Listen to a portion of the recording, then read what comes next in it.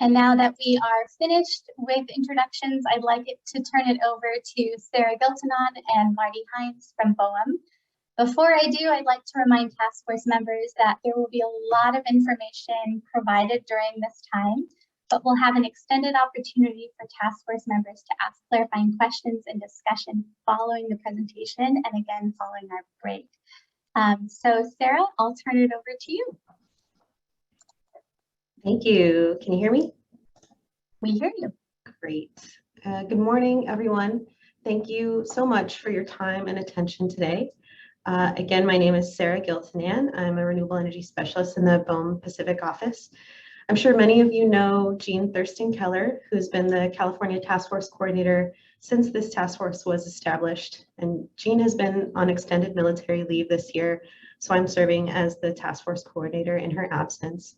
We certainly thank Jean for her service and acknowledge that she's left very big shoes to fill, so I will do my best. Next slide, please. So we're going to focus this BOEM presentation. Great, thanks. We're going to focus this BOEM presentation on the California proposed sale notice and next steps for leasing. So my update on offshore wind activities since the last task force meeting in July will be brief, and the rest of the presentation will be forward-looking. I'll give an overview of the proposed sale notice and the associated materials that describe BOEM's proposal for responsible offshore wind energy leasing for California. Marty Hines will give an overview of the proposed bidding credits and auction format, and I'll finish up with next steps in BOEM's leasing process through the proposed lease sale. Next slide, please. So here we have the BOEM offshore wind energy authorization process from the very beginning of planning through lease sale, which would happen through a competitive auction. Next, please. In previous task force meetings and public forums, BOEM has given the overview of the history of California offshore wind planning starting in 2016 when BOEM and the state of California established this task force. Next, please. BOEM has published 2 calls for information and nominations for California. The first was in 2018. The second was in 2021 on extensions of the Morro Bay call area. Each call had a public comment period. Next, please. From the call areas, BOEM designated wind energy areas. The Humboldt wind energy area was designated in July 2021, just after the last task force meeting. And the Morro Bay wind energy area was designated in November 2021. The designation of the wind energy areas triggered the first environmental review under the National Environmental Policy Act, which I'll talk more about shortly. Next, please. These BOEM actions were informed by spatial and non-spatial data and input from the task force, tribes, ocean users, coastal communities, and many others. The details of how these planning decisions were reached are described in the documents listed here on the right. They're all available at boem.gov/California. And the background section of the proposed sale notice also summarizes these planning efforts. So we encourage you to review those resources if you're interested in more detail. Next, please. As I said a couple of slides ago, the environmental review process began with the designation of the wind energy areas, and it is still in progress. So under the National Environmental Policy Act, BOEM conducts environmental review of the potential environmental impacts from the site characterization and site assessment activities that are expected to occur as a result of BOEM issuing a lease. So site characterization means surveys of the area by the lessee, and that could include bottom disturbing activities. And site assessment means the installation of a meteorological buoy in the lease area. The environmental assessments were conducted separately for each wind energy area. So there's one environmental assessment for Humboldt and one for Morro Bay.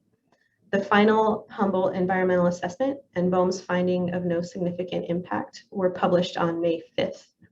The draft Morro Bay environmental assessment was released for review and comment in April, and BOEM will finalize that Morro Bay environmental assessment before the final sale notice.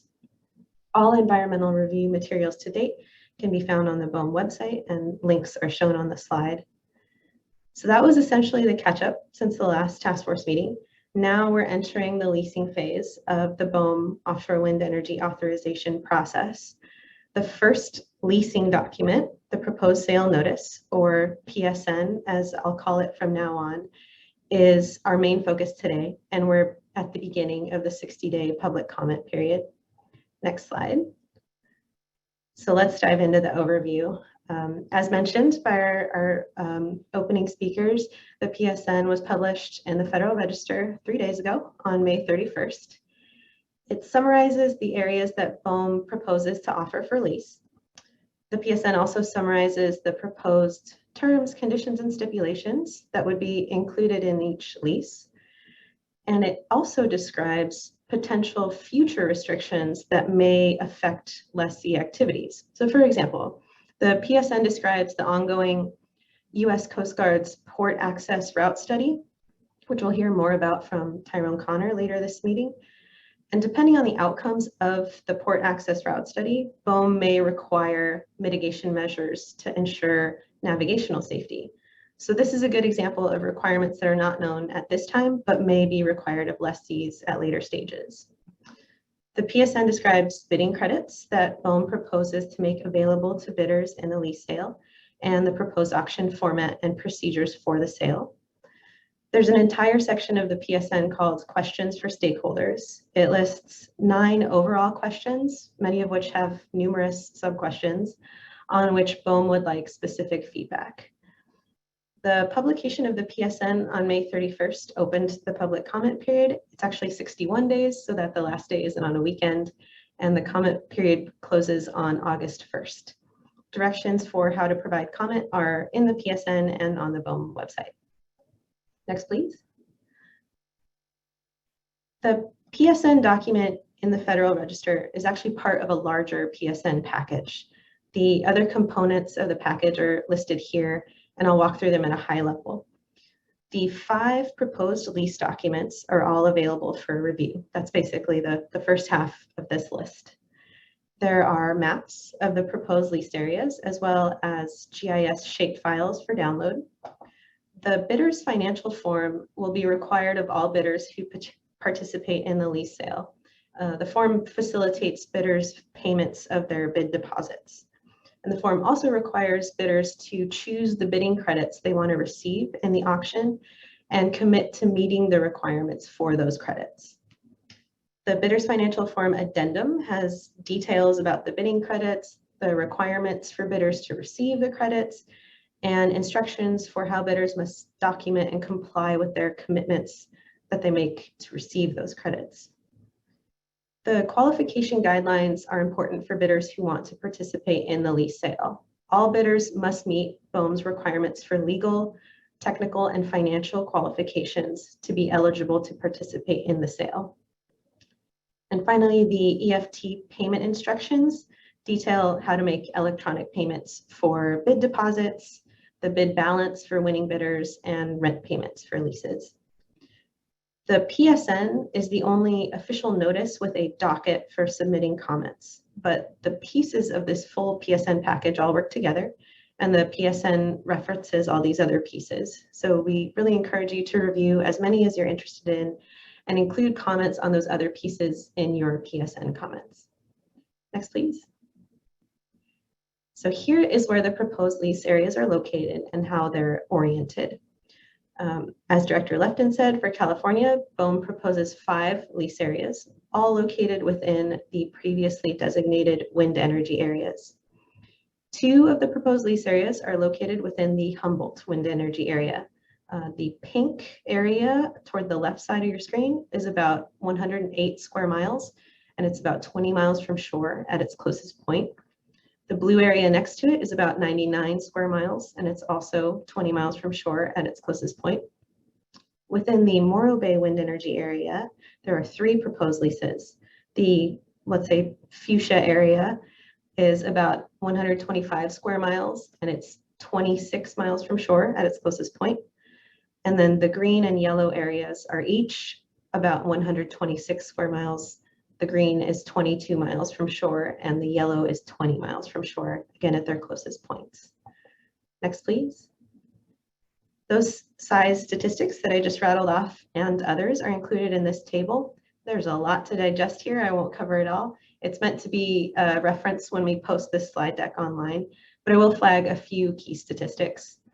The lease areas in the Central Coast wind energy area are deeper overall than those in the North Coast. The maximum depths reach about 1,280 meters. That's about 4,200 feet.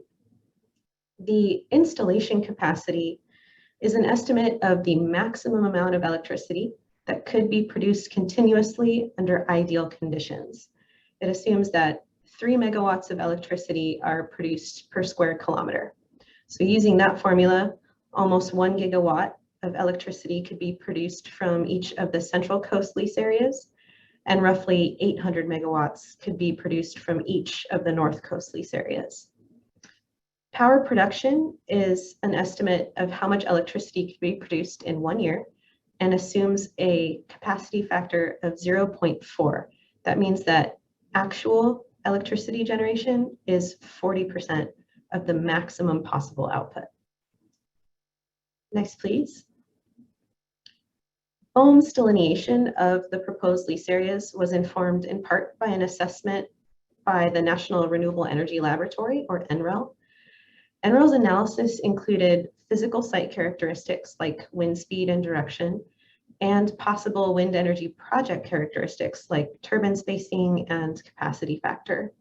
They analyzed nearly a dozen possible delineation scenarios within each wind energy area and provided multiple delineation options.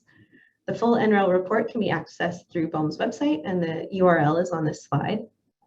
BOEM's delineation goals for the proposed lease areas were to, 1, maximize total energy generation for each wind energy area, 2, achieve equal commercial viability among the leases within each wind energy area, and 3, have approximately equally sized lease areas within each wind energy area.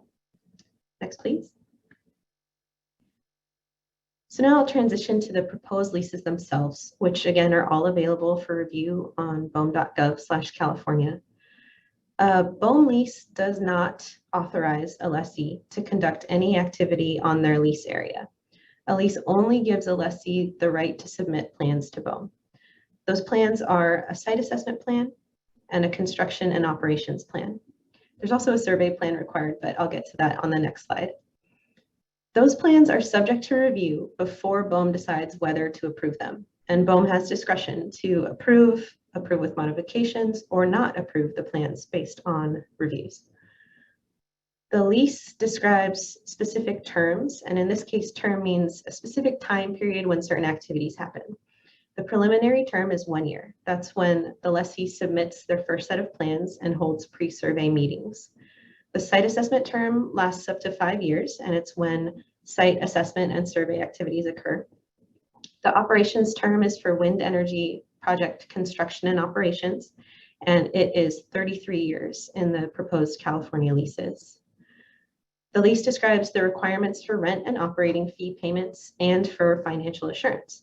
Financial assurance is a form of financial instrument like a bond that the lessee provides and that the government can use in case the lessee goes bankrupt or otherwise can't meet their lease obligations. Developers must provide $100,000 in initial financial assurance before their lease is even issued, and then additional amounts are determined by BOEM to cover their site assessment, construction operations, and decommissioning costs. We'll spend some time walking through the last line on this slide, the lease terms, conditions, and stipulations, which are in Addendum C of each lease. Next, please. Addendum C in each lease is 24 pages of contract language, so I won't go through all the details today. I'm going to try and summarize the key selected terms, conditions, and stipulations over the next several slides.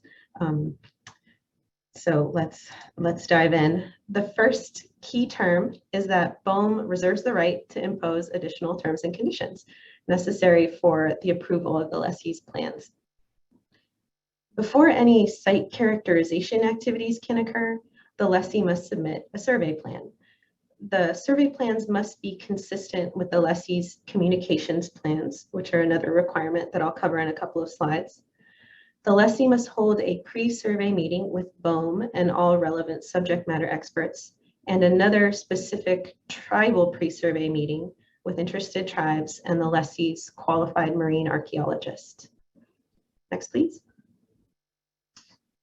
The requirements for engagement and reporting by the lessee are intended to be comprehensive. The lessee must make reasonable efforts to consult with tribes and groups who may be affected by the lessee's activities. The lease language is tribes and parties. Potentially affected parties are listed in the lease. They include commercial and recreational fishing industries, mariners and the maritime industry, submarine cable operators, and coastal communities, just to name a relative few. The lease requirements emphasize engagement with underserved communities in order to avoid, minimize, and mitigate potential negative effects. In recognition of the communication and consultation burden on tribes and parties, the leases require coordinated engagement among regional lessees, assuming there will be more than one, to the maximum extent practicable. All this engagement must be documented in progress reports that are submitted to BOEM every 6 months. The progress reports also include documentation of the potential negative effects, how the lessee changed their project design or implementation to address potential effects, and specific feedback from tribes and parties on transmission planning before the lessee proposes any electricity export cable.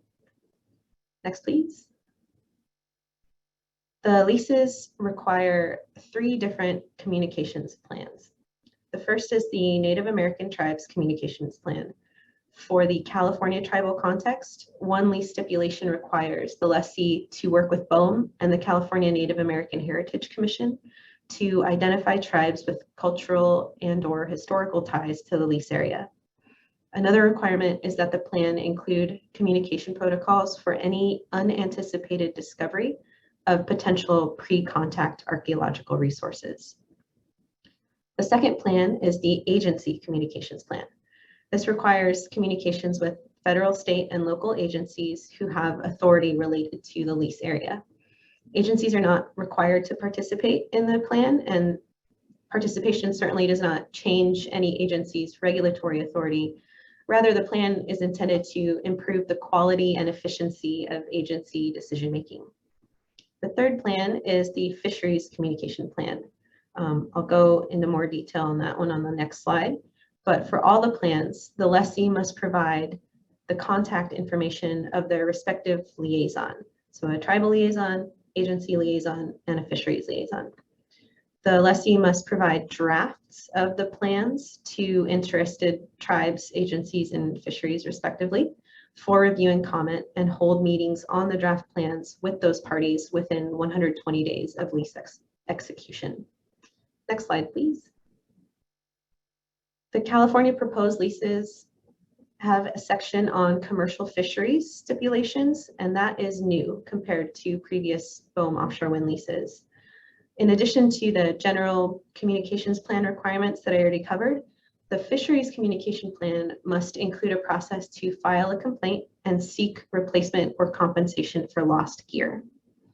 The stipulations include various requirements for the lessee to contact and consult with potentially affected commercial fishing communities to discuss potential conflicts and minimize hazards and impacts to commercial fishing operations. The lessee must provide an annual summary of filed complaint claims and outcomes so that BOEM can better understand the frequency and extent of gear interactions. The proposed commercial fisheries stipulations are also forward-looking in that they include requirements for the lessee's construction and operations plan. These include prioritizing climate change adaptation strategies for fisheries, describing vessel operation routes to minimize impacts, and an analysis of the effects of the lessee's operations on the allocation and use of local dock space. Next, please. For archaeological surveys, the lessee must provide the methods and results of the surveys. The requirement to provide the methods in addition to the results is new compared to previous BOEM leases. Another new requirement is the specific avoidance distance in the event of an unanticipated discovery of a potential archaeological resource. The lease specifies a minimum avoidance distance of 50 meters, and that distance must be calculated from the maximum discernible extent of the archaeological resource. Regarding labor, the lessee must make every reasonable effort to enter a project labor agreement that covers the construction stage of any proposed project for the lease area, and that applies to all contractors. Finally, without going into detail, there are lease terms, conditions, and stipulations for national security and military operations, for marine trash and debris prevention, and reserving site access rights by BOEM for research purposes. Next slide, please. This is the last slide on terms, conditions, and stipulations. Thank you for sticking with me. BOEM will add conditions to the final leases that are not included in the proposed leases available now. So in short, BOEM's Endangered Species Act consultation with the National Marine Fisheries Service and with the U.S. Fish and Wildlife Service is in progress. Once that consultation is complete, the measures for protected species that result will be included in the final lease stipulations for lessees surveys. The final lease conditions also will be consistent with the conditions of the California Coastal Commission's consistency review under the Coastal Zone Management Act. Next, please. So now I'm switching back to the PSN. These bullets on the slide list the topics on which BOEM is seeking specific feedback. We encourage everyone to look at the questions in section 4 of the PSN and provide feedback. I'll highlight just a few topics that I haven't already talked about. As proposed, the California lease sale would be the first time that a single offshore wind lease sale offers lease areas in 2 regions, the North Coast and the Central Coast, that are hundreds of miles apart in simultaneous auctions. BOEM is proposing to allow bidders to bid for and potentially win 1 lease in each region. So a single developer could win a total of 2 leases maximum offshore California, 1 in the North Coast and 1 in the Central Coast. BOEM is seeking feedback on this limitation on bidders and auction winners. BOEM prohibits affiliated entities from bidding against each other in an auction. And in the PSN, BOEM is seeking feedback on the definition of affiliated entities. So now I'm going to introduce Marty Hines. Marty is an economist in BOEM's economics division, and he will present the bidding credits and auction format. Hello, thank you, Sarah. Next slide, please. So BOEM is offering the lease areas that Sarah described in an ascending bid clock auction. So that is each round, the price will increase. And if a bidder wishes to bid at that round, they will enter their bid. And at the end of the lease auction, we award leases to the highest bidders. And the auction will end when no more than 1 bidder remains on each lease area. The auction is an online platform, and as mentioned, we propose to allow bidders to bid on 1 lease area in both the North and Central Coast. One important thing, and I'll talk about on the following slides, this is a multi-factor auction, so a bid for a lease area will consist of both a cash component and bidding credits, and to earn bidding credits, there are certain commitments and obligations that the lessee might make. And depending on the interest and the bidding levels, this auction could go multiple days. The New York Bight held a couple months ago went 3 days. The most recent auction, the Carolina Long Bay, ended in a single day, about 2 in the afternoon. Next slide. Post-auction, after the auction's over, BOEM announces a provisional winners. There's a DOI antitrust review, and the lessee will then pay the balance of the bonus amount, and a lease is awarded. As Sarah described, the lease terms, and there are no approvals when a lease is issued. All those come through separate permits and plans. Next slide. Most of my slides and discussion here focuses on the bidding credits.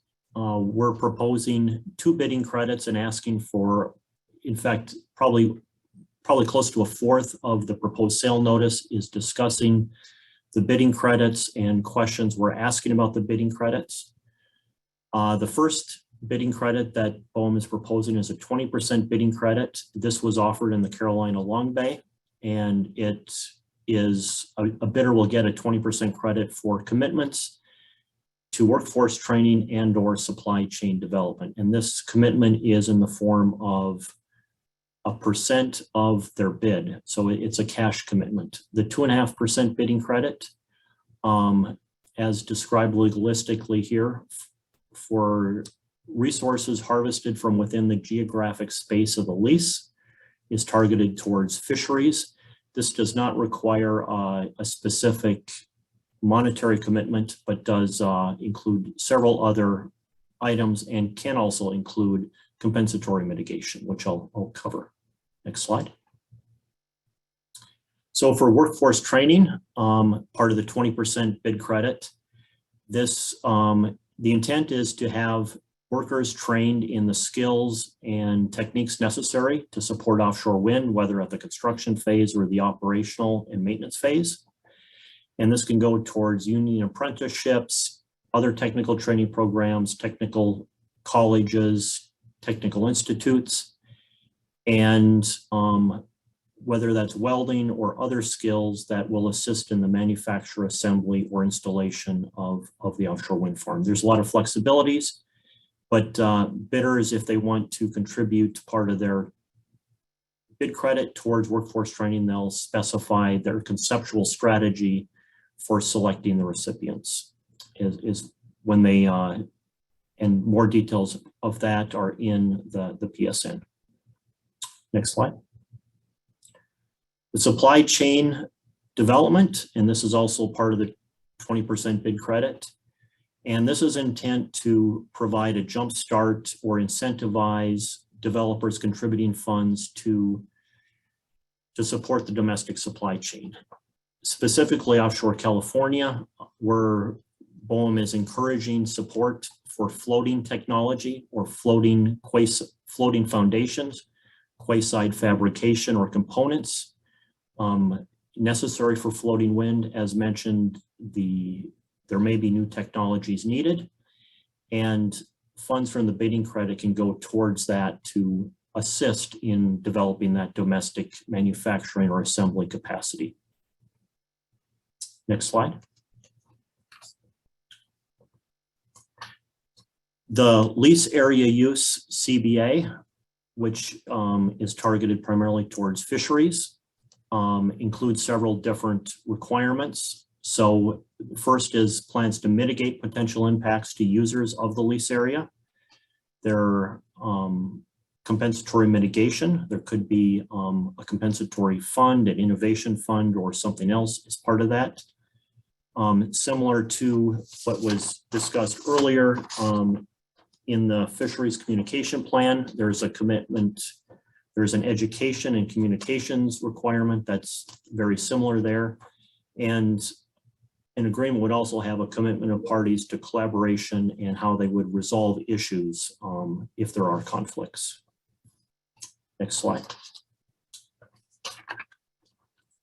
So now I'm going to go through the formulation of the bid and the bidding credit. It is somewhat complicated. I'll do my best to explain, but I encourage people that are really interested in the exact formulation to carefully read the proposed sale notice. So the bidding credit is calculated as a percentage of the cash bid rather than the whole bid amount. So I think that's easiest to show as an example, so I'll move on to that in the next slides. So the imputed price or the bid amount, so if someone is following on the online auction, that's what they're going to see. They're going to see the whole bid amount. And as part of that bid amount is both a bidding credit and a cash component. And the calculation is described here. And just so to go with the definitions, the imputed price is the bid amount. That's the whole amount. The cash bid is the portion that would be paid in cash to the government. The credit is the credit that the bidder receives in response to committing for their commitment for the Lease Area Use Cba or the supply chain workforce development. And the commitment, the actual outlay from the developer if they win the lease, is a smaller amount. It's proposed that it's 80% of the credit. BOEM is asking for feedback on that percentage. Next slide. So here's an example that walks through the calculations. So one thing I'd really like to emphasize, even though we're calling this 20% bid credit for the supply chain and workforce development, if you do the calculation based on the imputed price, it comes out to only 16 2/3%.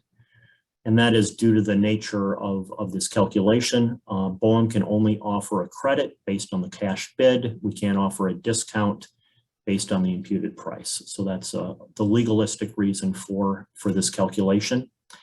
And with the commitment further reduced by 20% from the credit, so the commitment for a 20% bidding credit is ultimately only 13 1/3% of the imputed price. So I wanted to highlight these percentage nuances so we can get comments, but also so the public can hopefully better understand the differences between our headline number of 20% and then what ultimately the monetary outlays are.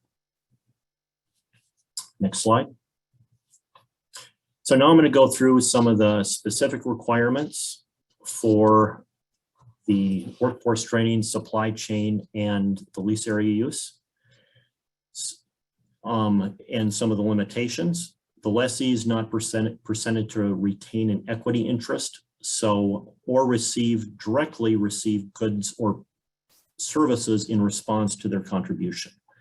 But the lessee can purchase offshore components or services at market rates. So there was some confusion in the Carolina Long Base. We want to make that clear for the California sale.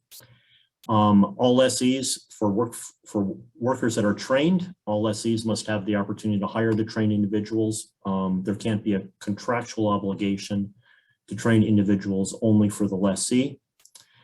On the supply chain bidding credit, 25% is due at the COP stage. So that is when the lessee submits the first COP. Frequently there's multiple versions. And the remainder, 75% or whatever the balance is due before the final design report. If the lessee fails to satisfy the bidding credit commitments, the amounts will be due and payable with interest to the government. And as I mentioned, probably 1/4 of the PSN is covering these different either auction or bidding credit provisions. So I really encourage you, anyone that is commenting, to carefully read the questions BOEM is asking and the provisions that are being proposed. Thank you.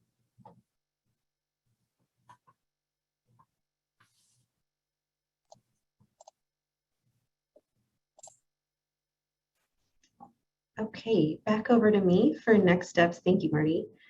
So just to finish us off for what's going to happen between now and the proposed lease auction.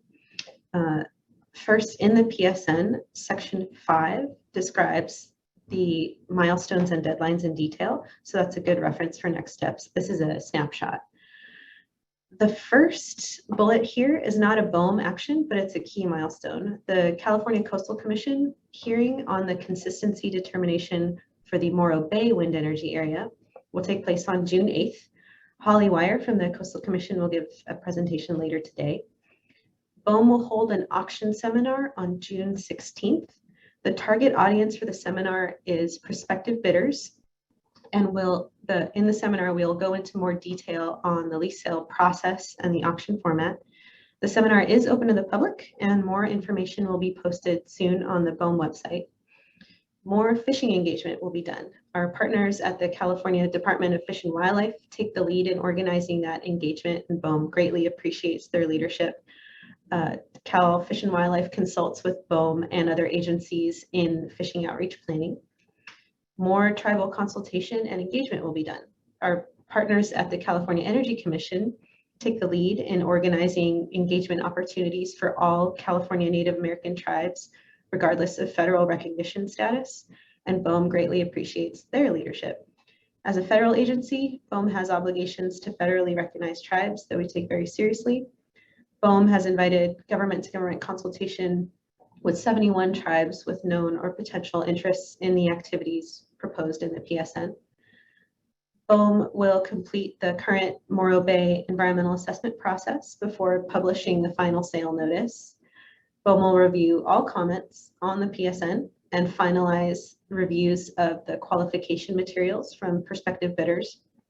And then we'll publish the final sale notice and post the other pieces of the final sale notice package. That final sale notice will specify the final lease areas that BOEM will offer in the lease sale, the final auction format, the auction date, and the list of bidders who qualify to participate in the auction. There is a mandatory 30-day waiting period between the publication of the final sale notice and the auction. And then finally, the auction is targeted for late 2022. Next slide, please. That's it from us. These are the names and contact information for key BOEM personnel involved in this California offshore wind energy effort.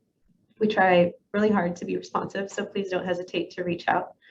And with that, thank you again for your time and attention. We truly, truly appreciate it. And I'll turn it back to Jenna now to transition us to questions and discussion. Thank you. Great, thank you so much, Sarah and Marty, for that information on the PSN.